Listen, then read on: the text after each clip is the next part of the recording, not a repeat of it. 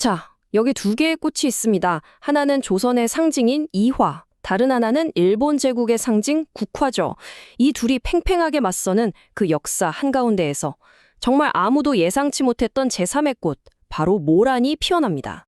여러분, 한 나라의 운명이 정말 꽃들의 전쟁으로 결정될 수 있을까요? 이게 그냥 시적인 표현 같으세요? 글쎄요, 지금부터 대한제국의 그 마지막 순간을 따라가다 보면 아마 그 답을 함께 찾게 될 겁니다. 바로 이 두 꽃이 오늘의 주인공입니다. 하나는 대한제국의 자주 독립 의지를 담은 이화, 그리고 다른 하나는 막강한 일본 제국의 힘을 상징하는 국화예요. 지금부터 이 두 상징이 벌였던 그야말로 보이지 않는 전쟁의 기록 속으로 한번 들어가 보시죠. 자, 첫 번째 이야기, 상징 위에 세워진 제국입니다. 대한제국이 어떻게 그 큰 비극을 딛고 일어나서 이 새로운 국가의 정체성을 단 하나의 꽃에 담아내려고 했는지 그 시작부터 한번 살펴보겠습니다. 이야기의 시작은 1895년으로 거슬러 올라가요. 바로 명성황후가 시해된 우리 역사상 정말 비극적인 사건이죠. 을미사변. 이 엄청난 충격 속에서 고종은 2년 뒤인 1897년에 우리는 더 이상 흔들리지 않겠다 다짐하며 자주 독립국 대한제국을 선포합니다. 그리고 곧바로 전기, 전차, 통신 같은 것들을 들여오면서 정말 빠른 속도로 근대화를 밀어붙이기 시작하죠. 그런데 말이죠. 이런 눈에 보이는 발전만으로는 뭔가 부족했어요. 새로운 나라의 정신, 그 정체성을 딱 보여줄 수 있는 강력한 상징. 그러니까 한눈에 딱 보이는 선언 같은 게 정말 필요했던 겁니다. 그래서 그 주인공으로 선택된 게 바로 이화. 우리가 오약꽃이라고 부르는 바로 그 꽃입니다. 이게 원래는 조선왕실의 상징이었거든요. 근데 이제는 대한제국의 공식 문장이 돼서 우리는 독립했고 근대적인 미래로 나아갈 거다 하고 세상에 알리는 그런 깃발 역할을 하게 된 거죠.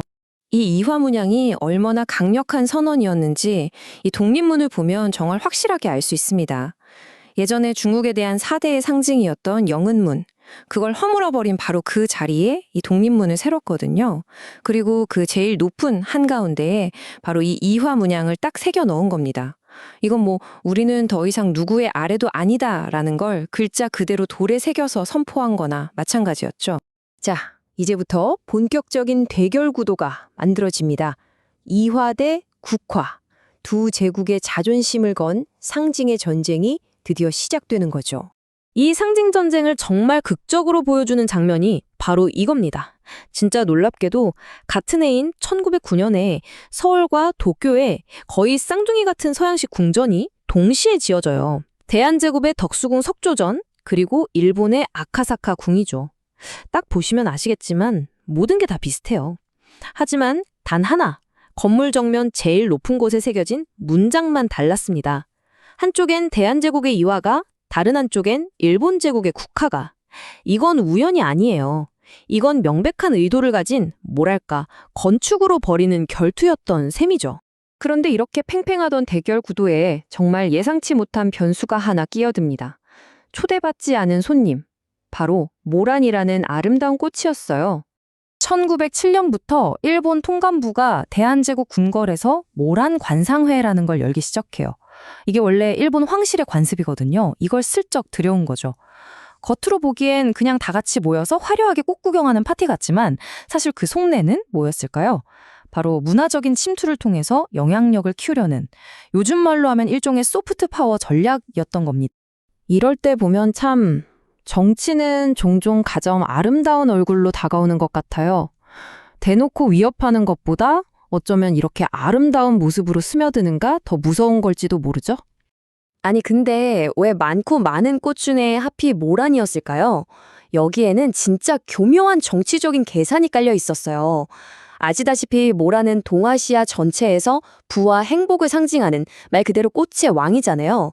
대한제국 입장에서 아니 이렇게 좋은 의미의 꽃을 우리가 왜 거절해? 할 수밖에 없는 거예요. 일본은 바로 이 점을 파고든 겁니다. 이화와 국화가 직접 꽝 부딪히는 걸 피하면서 그 사이에 자신들의 영향력을 아주 자연스럽게 심을 수 있는 완벽한 매개체로 이 모란을 선택한 거죠. 정말 치밀하죠? 자, 이제 이야기는 점점 비극적인 마지막을 향해 달려갑니다. 국화의 그늘 아래서 이 상징의 전쟁이 과연 어떻게 끝을 맺게 될까요? 1909년에 일본이 순종 황제를 남쪽으로 순행을 보내요. 반일 감정을 좀 잠재우고 자신들의 통치가 정당하다는 걸 보여주려는 쇼였죠. 근데 이게 오히려 역효과가 납니다. 순종 황제는 길에서 만난 백성들의 그 뜨거운 독립의지를 직접 보고 결국 한일병합 조약에 서명하는 걸 끝까지 거부해요. 하지만 아시다시피 결국 1910년 대한제국은 힘에 의해 강제로 병합되고 맙니다. 76, 76 이게 무슨 숫자일까요? 바로 일본에 협력한 대가로 새로운 귀족 자귀를 받은 대한제국 고위 관료들의 숫자입니다. 그리고 바로 그해 11월 이 76명의 새로운 귀족들이 도쿄에 모여서 기념사진을 찍습니다. 저 사진을 보세요. 그들의 머리 위, 건물 정면에 뭐가 보이나요? 바로 일본 천황을 상징하는 거대한 국화 문장이 떡하니 박혀 있습니다. 이게 바로 그 길었던 상징 전쟁의 결말이었어요. 대한제국의 지배층이 스스로 자신들의 상징인 이화를 버리고 국화의 그늘 아래로 제발로 들어간 순간인 거죠. 이렇게 제국의 공식적인 상징은 사라졌습니다. 하지만 이야기가 여기서 끝나는 건 아닙니다. 남겨진 저항이 있었죠. 지배층이 저렇게 국화 아래에서 새로운 지위를 즐기고 있을 때 나라를 잃은 보통 사람들의 분노는 정말 들끓고 있었습니다. 그리고 그 분노는 결국 자기를 받은 친일 귀족들을 향한 여러 번의 암살 시도로 이어지게 되죠. 결코 꺾이지 않는 저항의 정신을 보여준 겁니다. 결과적으로 보면 상징의 전쟁에서 이화는 졌고 국화의 시대가 열렸습니다. 네, 그건 사실이죠. 하지만 이 모든 이야기는 우리에게 마지막 질문 하나를 던집니다.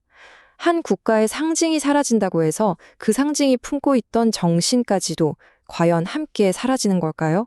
글쎄요.